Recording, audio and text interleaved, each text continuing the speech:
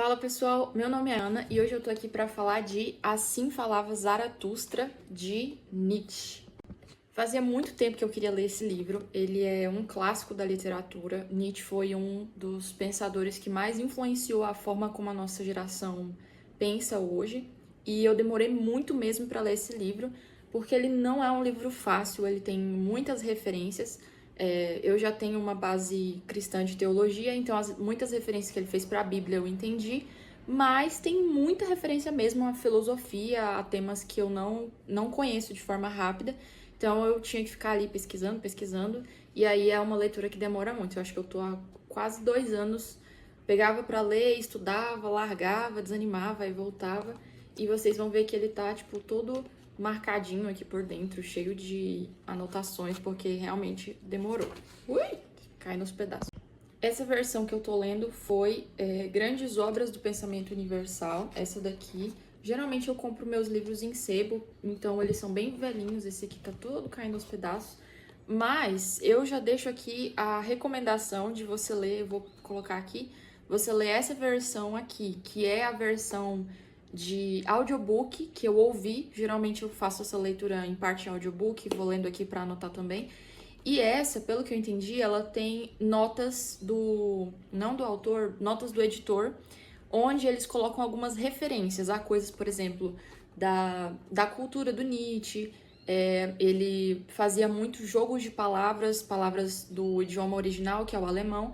E eu recomendo demais você ler desse jeito, porque vai facilitar muito a sua pesquisa. Eu percebi que a parte que eu só li, eu fiquei um pouquinho perdida. E aí, quando eu fui ouvir o audiobook com essas explicações, me ajudou pra caramba. Então, eu recomendo você ler nessa outra versão. E vamos à introdução do livro. Aqui é a história do Zaratustra, que é como se fosse um profeta. E talvez você não leu o livro, mas você conhece a frase mais famosa que resume o que esse profeta pregava, que é Deus está morto. E quando ele fala Deus está morto, ele está falando do Deus judaico-cristão, mas não só isso. Ele está falando da conduta, das leis, da tradição do Deus judaico-cristão. E ele fala assim, ó, Deus morreu e agora nós deveríamos buscar o super-homem, buscar ser o super-homem, que é essa visão evoluída. Isso tem muito a ver com o pensamento do período iluminista, que é justamente de abandonar ali aquela visão mais religiosa, de fé por fé, para alcançar uma iluminação mais alta, a busca pela racionalidade. Ele bebeu bastante desse período, é bem próximo. E ele denuncia bastante a sociedade que vive dentro das legislações desse Deus que morreu. Então ele fala assim, ó, a sociedade ela vive de forma hipócrita, à sombra de valores que não é o que o homem realmente quer, e a gente deveria abandonar essa visão para buscar aquilo que o homem realmente quer ser, que é se tornar esse super-homem. Ele convida a gente para ter essa visão de pensamento. E na história, o Zaratustra, ele sai conversando com várias pessoas pelo caminho, vai conhecendo várias pessoas, um monte de personagens enigmáticos que representam coisas, áreas da sociedade, pensamentos humanos, e ele sai espalhando essa palavra dele. Eu resumiria dessa forma. Eu quero falar também um pouquinho sobre o autor desse livro, sobre o Nietzsche de forma específica, porque em alguns momentos eu vou acabar fazendo um ad hominem aqui, mas é porque eu acho que nesse caso específico conta demais conhecer o autor do livro para entender o que motivou os pensamentos que ele teve, os pensamentos que ele colocou no livro, que o Zaratustra reflete muito de quem ele é. Então eu acho que é importante conhecer a história dele. Ele nasceu em 1844, que é o período ali pós-iluminismo, mas eu acho que talvez contemporâneo, né? Ele se tornou órfão de pai quando ele tinha 5 anos de idade. O pai dele era um pastor luterano.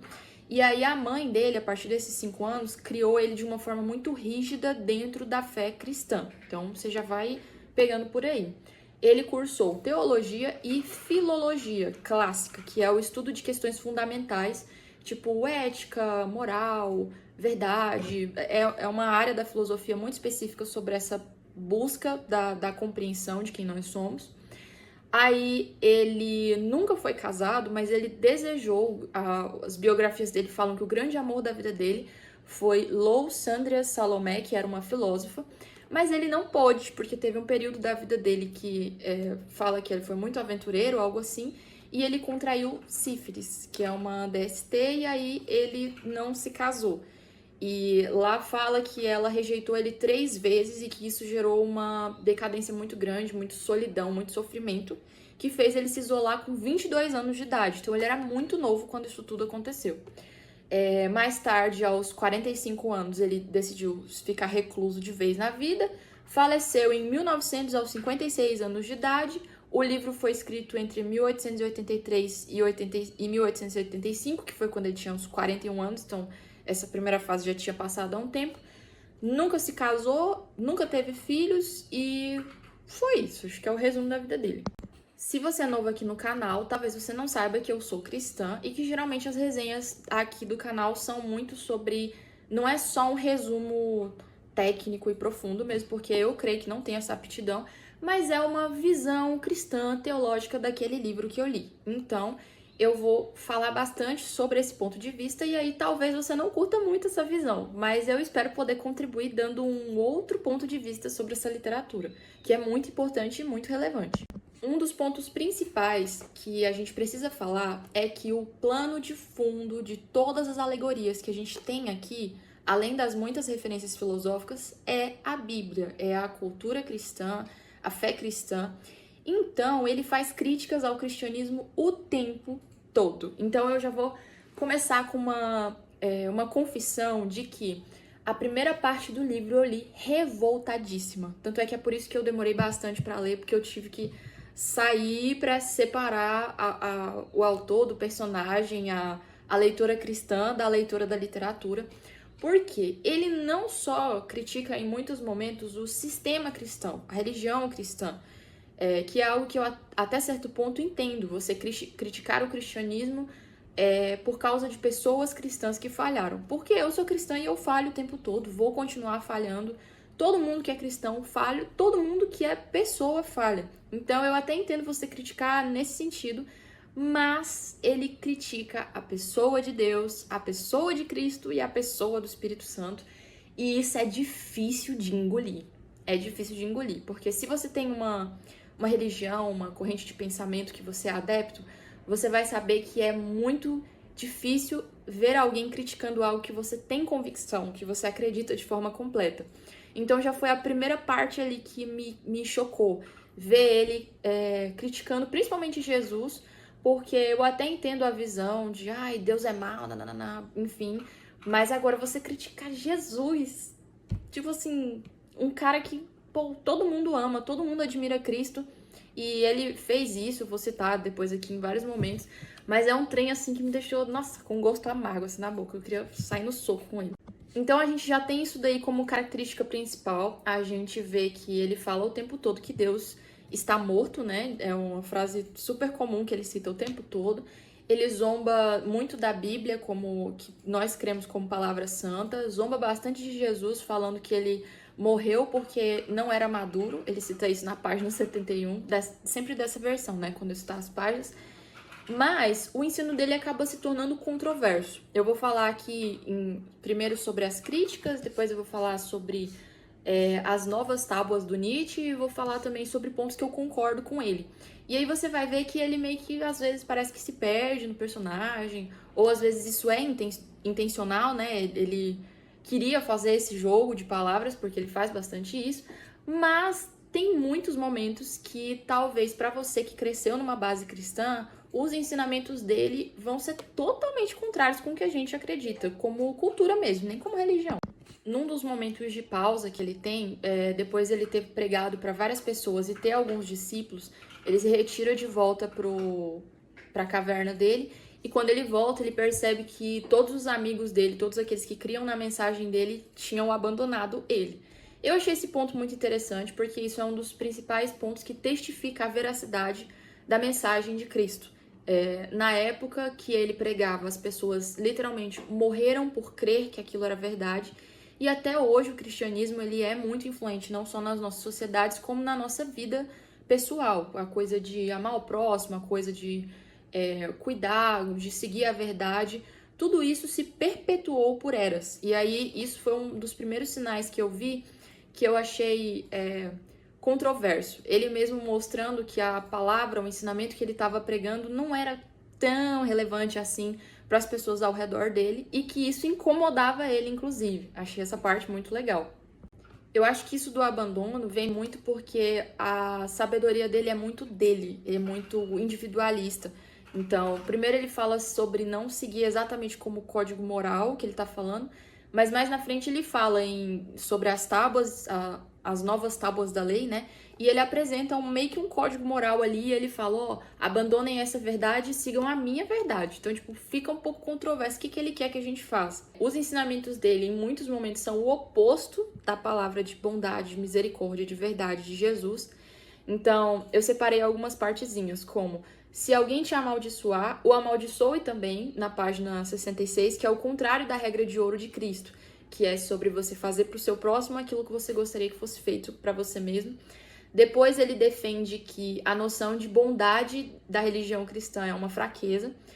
E ele também aconselha a dar livre curso à vossa ira contra o seu inimigo, na página 66. E também fala sobre evite proferir ofensas contra o solitário, mas se você o ofender, então vai e o mata também, na página 67. Então, tipo assim, ele é muito louco, ele realmente tem uma visão de ensinamentos e de virtudes muito diferentes do que nós temos como cultura cristã. Aqui, cultura cristã, entenda, tipo assim, a gente mora no Brasil, então a fé cristã, ela não é só a religião, ir no culto, pipipi. É uma noção que tá, tipo, geral por aqui, a religião de forma cultural. Aí, quando eu me referi, é tipo a isso. Ele também faz muitas referências diretas à Bíblia, e aí tem uma parte que ele fala assim, por acaso eu te aconselho a amar o próximo? Antes te aconselho à fuga do próximo e ao amor remoto, ao amor à distância. Acima coloco o amor às coisas e aos fantasmas. Ele fala isso na página 60, muito diferente da visão cristã. Ele fala que mudança de valores é mudança de criado, sempre destrói apenas o criador. E isso reflete muito sobre o relativismo, né? Sobre a noção de que você abandonar noções culturais, noções morais antigas não vai fazer tão mal assim para a sociedade. E eu não poderia discordar mais. Eu falo bastante aqui no canal sobre como que a relativização dos padrões morais é uma das piores coisas da nossa sociedade. E eu coloquei aqui, separei 3 livros que falam sobre isso que talvez você goste, que é A Abolição do Homem, de C.S. Lewis, Reflexões Cristãs, também do C.S. Lewis, e o livro que fez o seu mundo, do Vishal Mangalwadi. Além disso, ele também tem outras visões que são muito controversas. Por exemplo, ele tem uma visão estranhíssima sobre as mulheres. Então, tem uma parte que ele escreve assim, que para ele, que para as mulheres, o homem não passa de um meio para o filho, página 64. Ele também diz que o homem deve ser educado para a guerra e a mulher para o prazer do guerreiro, e que todo o resto é loucura, também nessa mesma página, e que a mulher mais doce é sempre amarga. Ele também fala que a alma da mulher é superficial, e etc, etc, etc. A maior parte está nesse capítulo da página 64. E eu acho que, assim, isso reflete muito sobre a vida dele e as decepções amorosas dele. Mas, como aqui o personagem, que é um profeta, tá apresentando a visão dele como uma nova tábua moral, eu achei isso esquisito. Eu fiquei pensando assim, cara, como será que as pessoas que são nihilistas lidam com esse tipo de trecho? Tipo, não sei, eu como mulher não gostei não. Tem uma outra parte também que mostra muito como que o Deus que ele apresenta aqui é, na verdade, a visão que ele tem de Deus. Ele não, apesar de ser teólogo, apesar de ser filólogo, eu acho, ele não tenta falar assim, não, eu vou construir aqui uma imagem de Deus baseado no que a Bíblia fala, já que é o Deus judaico-cristão. Ele coloca Deus como a visão que eu criei de Deus. E eu percebo isso por causa da frase, que em vários momentos ele fala, o mundo é obra de um Deus sofredor e atormentado, página 34. Ele fala que nós deveríamos castigar Deus, página 20. Ele apresenta Deus como um velho, barbudo e ciumento, página 165. E principalmente, eu só poderia acreditar em um Deus que soubesse dançar, página 44. E isso mostra que o Deus que ele está criticando é justamente o Deus que ele criou e que decepcionou ele. É uma visão muito pessoal de Deus. Então é tipo assim, eu tenho raiva de Deus e da religião, então eu vou criticar esse Deus e essa religião, que é o que eu entendo que é Deus de verdade. E nisso eu vejo que ele não conhece Deus, porque, por exemplo, na minha visão de Deus, na minha opinião de Deus, que é totalmente baseada no que a Bíblia prega, no que a Bíblia mostra, essa frase, eu só poderia acreditar em um Deus que soubesse dançar. Deus não só sabe dançar, como Deus criou a dança, como Deus se agrada quando dançamos. Nós vemos isso em vários momentos, as artes são extremamente presentes na Bíblia.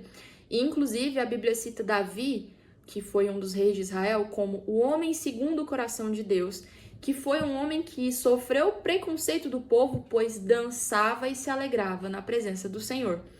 E aí que eu vejo que não é que Nietzsche não conhecia a Bíblia, ele conhecia, ele era teólogo, ele estudou para isso e muito provavelmente ele tinha acesso à Bíblia de forma ampla. Nessa época a Bíblia já era acessível para as pessoas, ele era extremamente letrado, estudado, mas o que pesa para ele sobre Deus é a visão própria, é a visão amargurada das dores, das decepções que ele próprio tinha com Deus. Então é como se ele conhecesse a religião, conhecesse as falhas de pessoas que criam em Deus, mas ele não conhecia Deus de forma pessoal. Outros trechos também que vão contra a nossa visão cristã é seu próximo é uma mosca venenosa, página 55, que desdenha bastante do princípio de amor ao próximo cristão, que eu acho que é uma das principais bases para cuidado social do mundo ocidental hoje. Ele também fala que guerra é um mal necessário. Inveja, desconfiança e calúnia são necessárias entre as tuas virtudes. Página 40. Então, calúnia e desconfiança e inveja são virtudes que eu tenho que ter. O super-homem evoluído deveria ter essas virtudes? Não sei. E religião como mera criação humana. Mas, ao mesmo tempo, ele se apresenta como um novo sábio que deve ser seguido com as suas máximas, que é a página 36. Então, eu vejo que, de alguma forma, ele critica a religião, critica seguir de uma forma máxima, ele fala bastante sobre você ter o seu raciocínio próprio, mas ele também fala, abandone isso daí e segue a minha visão, porque ela é a máxima, é uma nova tábua que você deve seguir. E aí agora eu quero falar sobre essas novas tábuas de Nietzsche. Eu falei até agora de tábua e percebi que eu não expliquei, talvez para quem não conhece muito da Bíblia em si. Nós temos os 10 mandamentos e quando Moisés recebeu esses 10 mandamentos no Monte Sinai, a Bíblia fala que foram levadas tábuas de pedra e que os mandamentos foram escritos lá. Então, quando fala de tábua da lei, é o primeiro conjunto moral que o povo judaico recebeu e que mais tarde Jesus fala que ele veio para cumprir a lei. E ele cumpre essas leis dos 10 mandamentos e as outras leis apresentadas em Levíticos em dois mandamentos superiores, que são amar a Deus acima de todas as coisas e amar ao próximo como a ti mesmo. Ele meio que resume todas as outras leis nessas leis principais. E Nietzsche fala bastante sobre, no capítulo, eu acho que é das antigas e das novas tábuas, algo assim, ele fala bastante sobre abandonar essas leis antigas, a moral, judaico-cristã, pipipi, e ter uma nova forma de ver o mundo, que é baseado em toda essa questão racional, que a gente já falou até aqui. E aí no capítulo, a gente tem um capítulo que me chamou muita atenção, que é o aposentado, onde o Zaratustra conhece um papa que não trabalha mais, uma vez que o seu chefe, Deus, morreu. E aí ele fala que ele serviu a Deus até o seu último suspiro. Outro trecho que me chama a atenção está na página 182, que ele fala: o país onde brotou a pior das árvores, a cruz, nada há a elogiar. E aí aqui eu quero deixar uma pergunta em aberto, que é sobre Nietzsche manda a gente abandonar essas tábuas antigas e ele oferece uma nova tábua. O que essas novas tábuas têm oferecido ao mundo até agora? Eu faço essa pergunta porque esse tema é muito abordado nesse outro livro, que se chama O Livro que Fez o Seu Mundo, de Vishal Mangalwadi. Tem resenha aqui no canal. E nele ele fala sobre todas as contribuições que a fé cristã, a filosofia cristã, fizeram para tudo, para filosofia, saúde, tecnologia, visão de justiça, visão de sociedade. E ele fala, esse autor ele é indiano, então ele fala assim, no Ocidente, tudo isso aqui deu certo sob a influência dos princípios cristãos. E no Oriente, principalmente no país dele de origem, que é a Índia, como não tinha, eu quero mostrar para vocês como foi que isso se desenvolveu. E onde a sociedade se desenvolveu, eu quero mostrar que foi influência do cristianismo também. E aí, tem até uma frase essa frase, o país onde brotou a pior das árvores, a cruz, nada há a elogiar. E essa frase, esse livro inteiro, desse tamanho, tá provando, tipo, o contrário dessa visão que o Nietzsche apresentou. Tem um outro trecho também, eu cacei até dizer chega, mas não achei, que é uma frase de um autor, que eu não sei qual é, mas tá no livro, que é assim, você pode até matar Deus, mas você não vai conseguir enterrá-lo. E essa frase basicamente fala que todos os ensinamentos de Cristo, toda a visão que Cristo trouxe para o mundo, ela não pode ser ignorada, ela não pode ser abandonada. Tanto é que nós estamos vendo Nietzsche em 1800 abordando sobre todas essas questões e hoje estamos nos anos 2000. E 200 anos se passaram e ainda não conseguiram enterrar Deus, porque tudo que ele contribuiu fez ele ser gigante. E lógico que aqui eu tô entrando na metáfora, né? Eu não acredito que Deus está morto. E essa pergunta, ela é literalmente para pessoas que acreditam no niilismo como estilo de vida, porque teve muitos pontos que eu fiquei assim, sem conseguir compreender como que seria isso na prática. Por exemplo, como que o niilismo vai criar um mundo onde a bondade é fraqueza, como ele cita no capítulo dos compassivos. Ou então que nós devemos de fato odiar o seu inimigo, como ele fala em Do Amor ao Próximo, que ele faz uma sátira. Ou então onde nós temos que inveja e calúnia são virtudes, como no capítulo das tarântulas.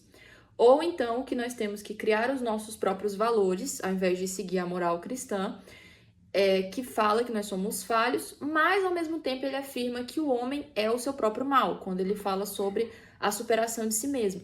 Então, basicamente, falando assim, ó, nós vemos a maldade no mundo, o homem está estragando tudo que ele toca, mas esse mesmo homem vai criar um código de conduta baseado naquilo que ele quer, e esse código de conduta vai ser melhor do que a visão cristã, que fala que nós somos falhos, que o pecado original está em nós, que nós precisamos de um referencial, que nosso referencial é Cristo, que ele é servo apesar de ser cabeça, e etc, etc, etc. Não sei como isso funcionaria. E também que a guerra tem feito mais coisas do que o amor ao próximo. Ele cita isso em Da Guerra e dos Guerreiros. Como que isso funciona? É uma visão de pensamento que até citando um dos primeiros seguidores que o Zaratustra conseguiu no livro, é um homem que tinha acabado de morrer. E ele se aproxima do Nietzsche e fala assim, do Zaratustra, e fala assim, profeta, eu tenho medo de ir ao inferno. E aí o profeta fala, não existe inferno. A sua vida não significou nada. Você merece descansar, mas a sua vida não significou nada. Só morra. Então, é uma linha de pensamento que, na minha visão, e eu posso com certeza estar errada, e aí talvez nos comentários você me ajude a montar esse quebra-cabeça, parece que ela é muito autodestrutiva. Não falando só do indivíduo, né? Mas falando da sociedade em si. Porque é uma busca para se superar sem um bom código de conduta, sem uma boa referência moral, uma vez que, quando você chega no final do livro, nem o próprio Zaratustra se tornou o super-homem, nem ele conseguiu alcançar, os seus seguidores também não conseguiram, eles também não estavam prontos para ser o super-homem. Então, qual que é o ponto? O que nós estamos buscando? Qual é o nosso referencial? A gente está se encaminhando para o final e eu quero falar agora sobre os pontos que eu concordo dentro de Assim Falava Zaratustra. E que, não ironicamente, são pontos que me fizeram ter esperança de que realmente existia uma semente de bondade no Nietzsche, porque quase todos esses pontos, são princípios e virtudes boas, numa referência de bondade que a gente vê em A Abolição do Homem, do C.S. Lewis, e que bebem totalmente da Bíblia. Então é tipo assim, ao mesmo tempo que ele criticou pra caramba a Bíblia, criticou pra caramba os preceitos cristãos, quando ele trouxe virtudes que nós, povo comum, humanidade comum, compreende como bom, ele acabou usando exatamente o mesmo referencial. Ele pegou as tábuas de novo para usar como rascunho. Então nós temos aqui, muitas vezes só atacamos e criamos inimigos para ocultar que nós mesmos somos vulneráveis. Página 56. E aí na Bíblia nós temos falando sobre que quando eu sou fraco, na verdade é que eu sou forte, que assumir a sua fraqueza te torna forte e que nós devemos amar os seus inimigos. Esses dois estão em 2 Coríntios 12:10 e Mateus 5:43. Vemos também que, esse aqui, ele escreveu assim: De tudo quanto se escreve, só me agrada o que alguém escreveu com seu sangue. Escreve com sangue e descobrirás que o sangue é espírito. Página 43. Cara, eu vou ter que... Vai ser um ponto sozinho isso aqui. Só me agrada o que se escreve com o sangue. Eu tatuaria essa frase, de tão maravilhosa que ela é. Porque literalmente, em Marcos 14, 24, Jesus tá fazendo o momento da Santa Ceia e mostrando simbolicamente o vinho e falando: este é o meu sangue que será derramado por vocês. Um dos pontos mais que mostram a veracidade do Evangelho de Jesus, do testemunho de Jesus, é que tudo que ele pregou, ele viveu. E tudo que ele pregou e viveu, ele escolheu entregar em sacrifício por amor a eu e você, que somos falhos e pecadores e que não somos dignos disso. E isso foi escrito em sangue. A vida dos apóstolos foi escrito com sangue, porque todos os apóstolos morreram por causa do evangelho. De todos os apóstolos que estavam lá, só teve um que não morreu de fato por perseguição, que foi João, que morreu na cadeia de velhice, mas também morreu preso por causa do evangelho.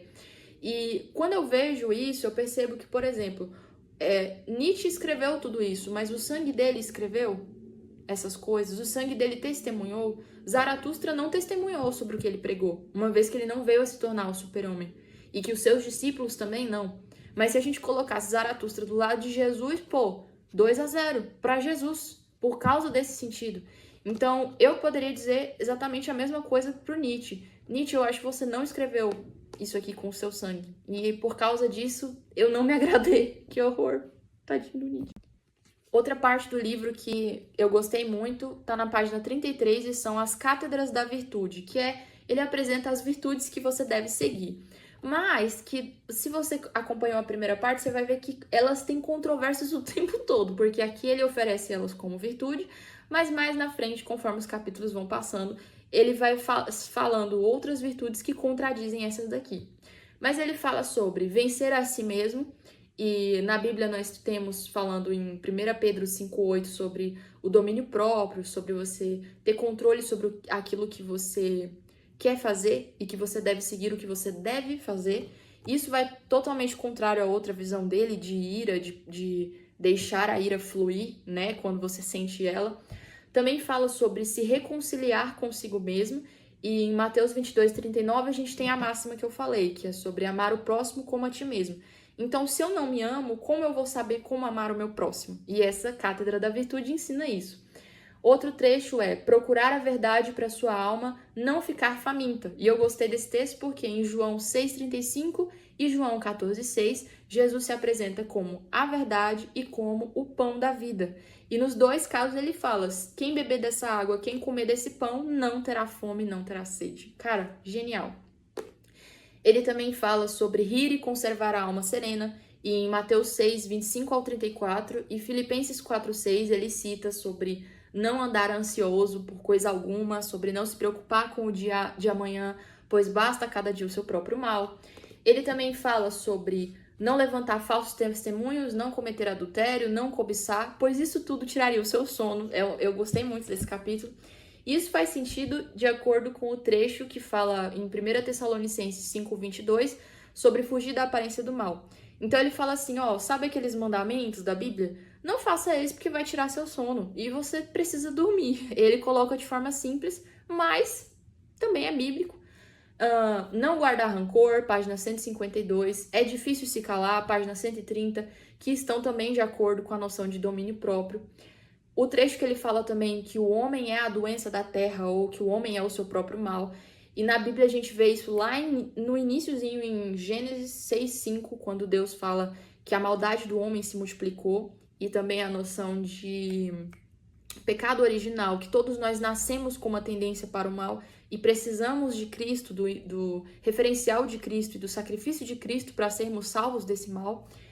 E que a única coisa pesada é o próprio homem, que é a página 174, que eu também... Todos esses aqui, faz todo sentido. Por último, mas não menos importante, a frase que pra mim é a melhor do livro. A melhor. Deus está morto, tá aqui, e essa frase tá aqui. Que é uma parte que o Zaratustra encontra um homem que ele chama de o homem mais feio. e que ele reconhece que esse homem se despreza tanto que isso é um sinal de elevação e que talvez ele seja o super-homem, talvez ele tenha encontrado o super-homem nesse homem, e esse homem, que talvez seja próximo dessa visão de perfeição, ele fala a seguinte frase: o Deus que via tudo, até o homem, esse Deus devia morrer. O homem não suporta a vida de semelhante testemunha. Cara, eu fiquei toda arrepiada quando eu li essa frase. Porque quando ele fala o tempo todo, Deus está morto, quem foi que matou Deus? O próprio homem matou Deus, dentro da história, né? Dentro da narrativa. E aí, aqui ele fala, é um dos primeiros momentos que eu vi que ele não fala Deus está morto. Ele fala Deus devia morrer. E isso reflete muito sobre essa visão de que por que Deus deveria morrer? Se Deus, pela Bíblia, ele é o Criador, ele é o autor de toda bondade. Então, por que esse Deus tem que morrer? Ele tem que morrer porque ele é uma testemunha. Ele é uma testemunha do propósito original da criação e do que o homem escolheu se tornar. Ele é uma testemunha de todas as áreas onde o homem falhou. Ele é uma testemunha de todas as falhas humanas. Ele é um observador onisciente, onipresente, onipotente, que vê todas as coisas e que vê cada uma das vezes de que nós somos maus e que somos falhos. Então Deus é a testemunha da nossa maldade, ele é a testemunha da nossa corrupção. E eu, homem falho, não vou ficar em paz até que eu mate esse Deus. Porque esse Deus está testemunhando contra todas as coisas que eu quero fazer e não posso. Nessa hora eu quis bater palmas. Falei assim, que obra de arte esse livro.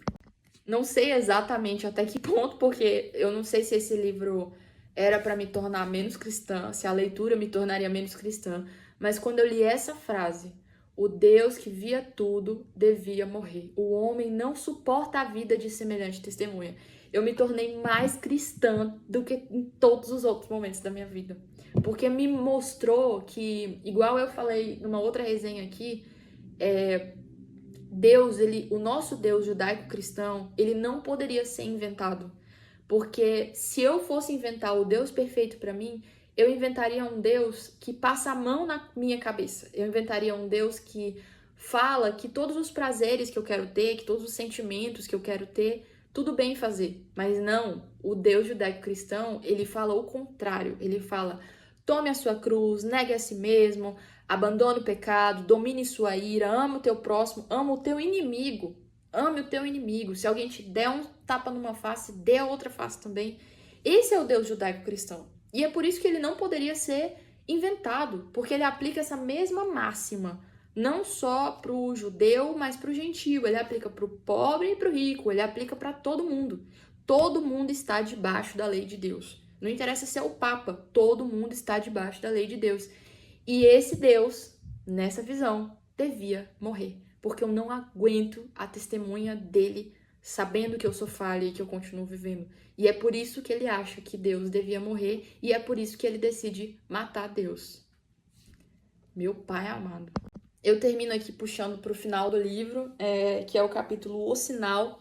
E nesse capítulo O Sinal eu achei extremamente triste, porque é um momento que ele tá ao redor de todos os animais, que são personagens que falam ali, que acompanharam ele durante toda a caminhada. E quando ele fala com esses animais, ele chama eles de filhos.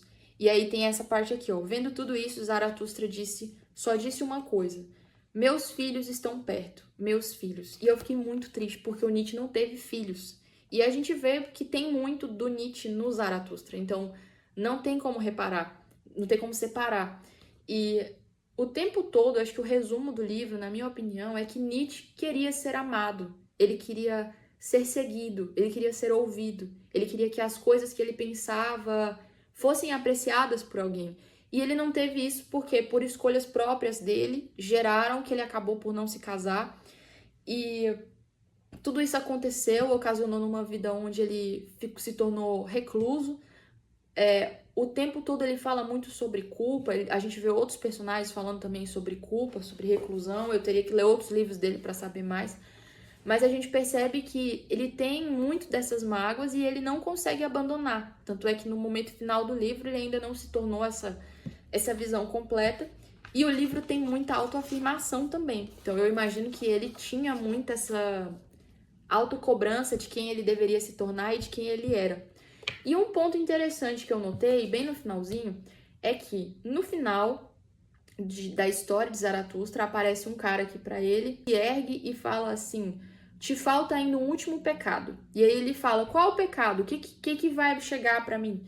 E ele fala: compaixão, a compaixão pelo homem superior. Segura isso. Logo depois ele fala que coragem, chegou o leão, meus filhos não tardam. Zaratustra está amadurecido. Guarda essa informação também. E depois ele cita um momento de alvorada, o dia chegou, o dia se levantou, levante, fique de pé, ó grande meio-dia. E aí o livro acaba. Por que isso é interessante? Porque o Zaratustra é um profeta que está oferecendo uma nova tábua de lei. E ele fala bastante que o abandono das antigas tábuas não vai matar a criatura, só vai matar o Criador. E aí ele fala também que o que matou Deus foi a compaixão pela sua criação. E a criação do Zaratustra é o homem superior. Vamos colocar aqui o que ele criou como obra, que ele fala que é o mais importante para ele não é ser feliz, é a obra. E aí agora, finalmente, ele fala, falta ter o último pecado, que é a compaixão pelo homem superior. Então seria ele tendo compaixão pela criação dele, que é justamente o que matou Deus. Mas aqui no caso dele, não matou. E aí a outra parte é que, quando ele vai fazer a crítica dele a Jesus, ele fala que Jesus morreu porque não era maduro o suficiente ainda. E aí aqui ele cita: meus filhos não tardam, Zaratustra está amadurecido. Então, onde Jesus não foi bom o suficiente, o Zaratustra foi, porque o Zaratustra está amadurecido. E aí no final tem essa parte da alvorada, do dia chegando, do dia raiando, que para os cristãos, na Bíblia, o fim dos tempos, ele é chamado também como o alvorecer, que é a volta de Jesus. Isso nos traz alegria. Então, o alvorecer, ele também seria uma chegada de verdade, de consciência, que poderia ser também a morte, a noção de pós-vida. Mas o Zaratustra não crê em pós-vida. Então, ele não morreu. Então, das duas, uma. Ou a compaixão, ele teve compaixão pelo super-homem e não morreu, e nisso foi superior a Deus. Ou então, ele está citando que é um pós-vida. E aí, nisso, ele está se contradizendo. O que foi que aconteceu no final? Apesar de confuso, eu percebo que uma grande parte do livro é sobre autoafirmação. Os trechos que ele fala sobre as mulheres, a forma dele ver as mulheres, dele, de certa forma, objetificar essas mulheres, a forma como ele coloca muito dos seus pensamentos no próprio profeta e que dá para você sentir ali o autor por trás. Não é como se, quando a gente lê outros livros, que você consegue separar. Nesse caso, eles são praticamente a mesma pessoa, tanto que ele aborda sobre isso em outros livros, pelo que eu já vi em resenhas. E nesse final, mostra muito sobre ele ter superado o Deus que ele tanto criticava, uma vez que ele teve compaixão pela sua criatura e não morreu, ou que ele amadureceu, mesmo que Cristo não tenha amadurecido. Então, o final do livro mostra que ele superou a Deus, ele é maior, ele criou uma nova tábua que é superior, que talvez vai passar, talvez não, mas por enquanto ele já é superior à tábua antiga. Mas em paralelo, isso tudo estava sendo escrito por um homem que estava sozinho em casa, sem filhos, sem esposa, sem família e definhando na sua solidão. E isso é muito triste, porque ele apresenta o Zaratustra, apresenta essa nova noção como algo que deve ser seguido para todos nós. Mas que resultado isso ofereceu? Não só para o mundo, mas para ele mesmo. Que resultado que essa forma de viver trouxe para ele? Uma vez que ele até falava, o Zaratustra no caso, né? Meu objetivo não é ser feliz, é a minha obra. Qual é o resultado da obra dele? Para ele mesmo, para a própria vida.